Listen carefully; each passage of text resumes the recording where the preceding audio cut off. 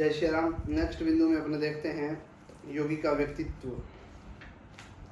योगी का व्यक्तित्व कैसा होता है ये कामेघ जी इसमें बता रहे हैं कुछ संदर्भों के साथ। जब हम योगी के व्यक्तित्व की बात करते हैं तो प्रश्न उत्पन्न होता है कि ऐसे कौन से लक्षण हैं जिनके आधार पर किसी व्यक्ति को योगी कहा जा सके, या योग साधना से व्यक्ति के व्यक्तित्व में कौन कौन से लक्षण प्रकट होते हैं। गीता में अर्जुन को भगवान श्री कृष्ण कहते हैं कि योग सिद्ध पुरुष का व्यवहार सम हो जाता है, उसकी बुद्धि समत्व की स्थिति को प्राप्त कर लेती है, वह हर स्थिति परिस्थिति में समभाव रखता है, स्वयं प्राणी मात्र में परमात्मा के दर्शन करता है, किसी के भी प्रति उसके मन में घृणा या द्वेष की भाव नहीं होती, सबको अपने समान ही मानता है, वह सभी अवस्थाओं में समान बना रहता है, लाभ या हानि, सुख या दुख, शांति उष्ण, भूख प्यास आदि द्वंद्वों में उसके चित्त की समान अवस्था रहती है।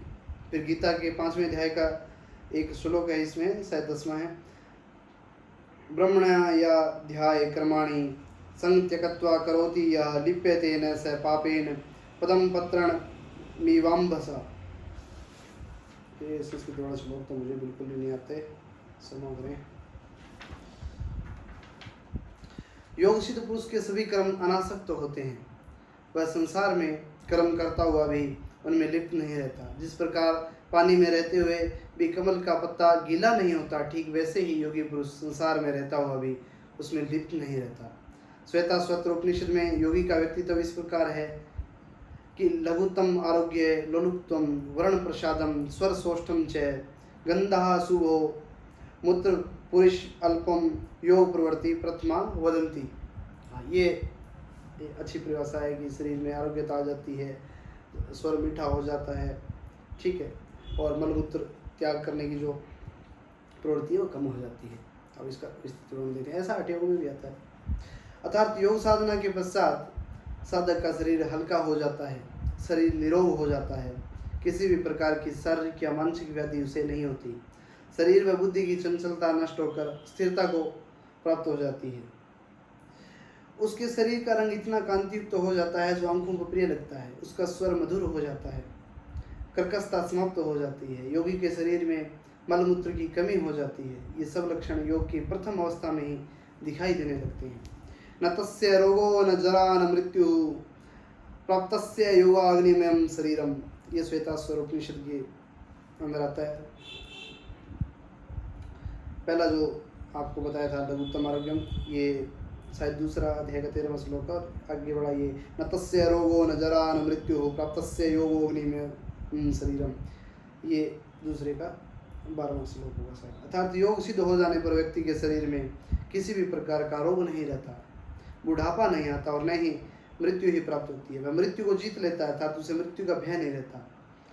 अवस्थात्रय मनवेत्तिं चितं योगिनः संप्रभ जागृन् रुक्तद्रा विनिर्मुक्तः स्वरूपावस्थिता मियात्। नाद बिंदु उपनिषद में दिया हुआ है 333, ये शायद कोई अध्याय है, कोई छंद सूक्त ऐसा कुछ होगा। अर्थात योगी का चित्त 3 अवस्थाओं का कभी अनुसरण नहीं करता। योगी जागृति सुसुप्ति तथा स्वप्न अवस्था से मुक्त होकर अपने स्वरूप में स्थित हो जाता है। अपर स्टेज है जो तीनों से परे है, योगी वही है।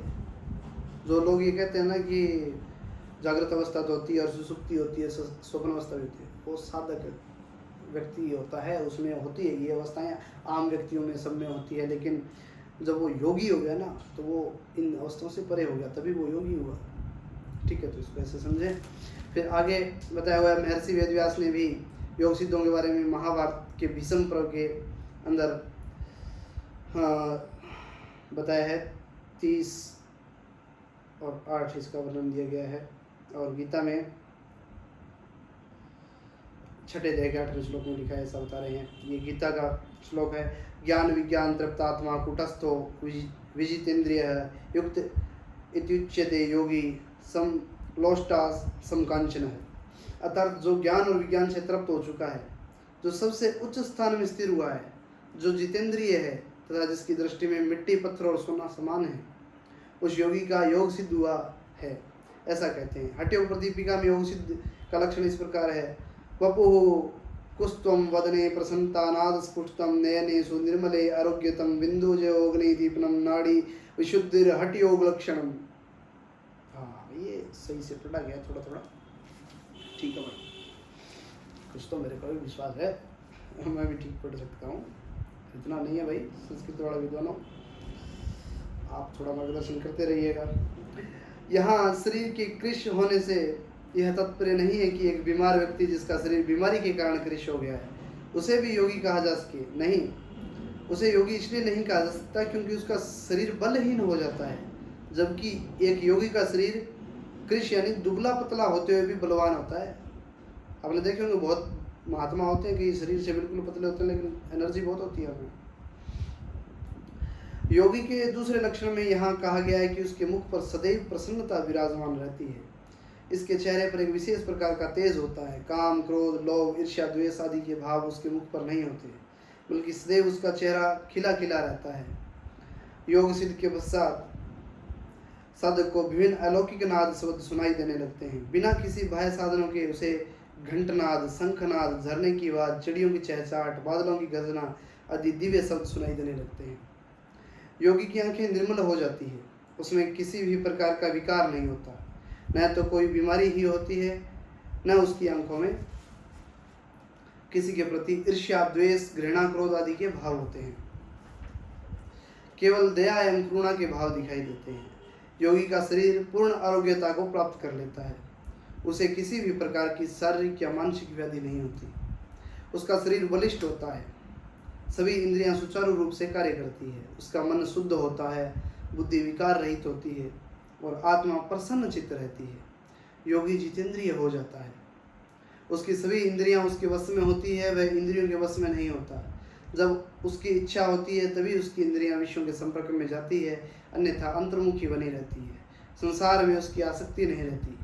योगी की जठराग्नि और ज्ञानाग्नि दोनों प्रदीप्त रहती है, वह जो कुछ खाता है उसी को सुचारू रूप से पचा लेता है। उसकी ज्ञान अग्नि से अज्ञान रूपी आवरण भस्म हो जाता है, ज्ञान का उदय होता है, उसकी बुद्धि सूक्ष्म विषयों को आसानी से ग्रहण करने लगती है।